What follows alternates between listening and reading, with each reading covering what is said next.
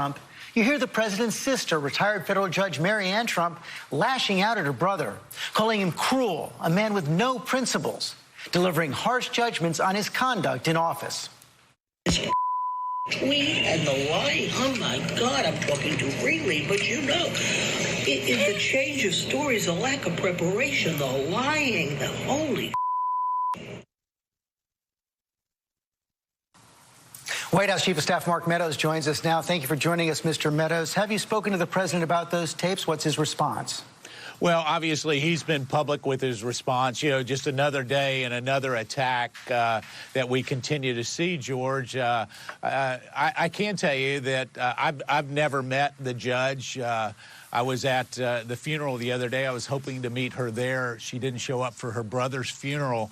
And the president that I have the privilege of serving is not the one that's being described on a 15-hour, I guess is what I'm reading, secret tape. I mean, what family member tapes another family member for 15 hours secretly?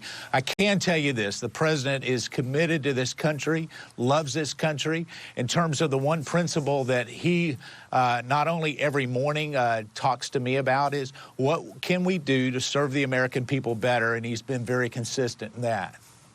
The president's sister also claims that he paid someone, a man named Joe Shapiro, to take his entrance exams to the University of Pennsylvania. Let's listen.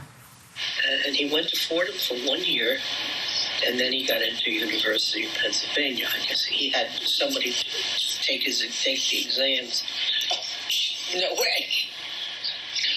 And he had somebody take his entrance exams? SATs or whatever. Yeah. Oh, Jesus. You know, the president has denied this, but why would his sister lie about it in what she thought was a private conversation? Does the president have any evidence at all to back up his denial? Well, he does. I mean, Pam Shriver came out. I guess the person that was accused of taking the test actually was... Actually, that was a different Joe Shapiro. Yeah. Well, it's actually interesting because it was a Joe Shapiro at the same school. So when we start to look at that, listen, we have the president of the United States, one of only 45 people that have been elected.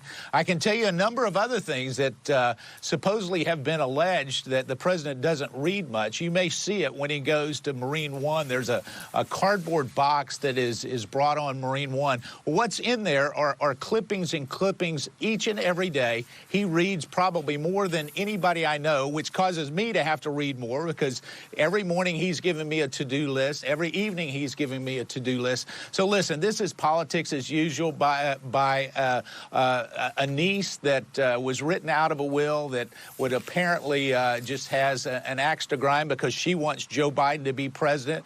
I can tell you this, that this president each and every day is not only well prepped, but does more than any president that I've ever been able to have the privilege of researching and reading about in terms of wanting to make sure that we advance critical agendas for the hardworking American people on Main Street. Let's turn to the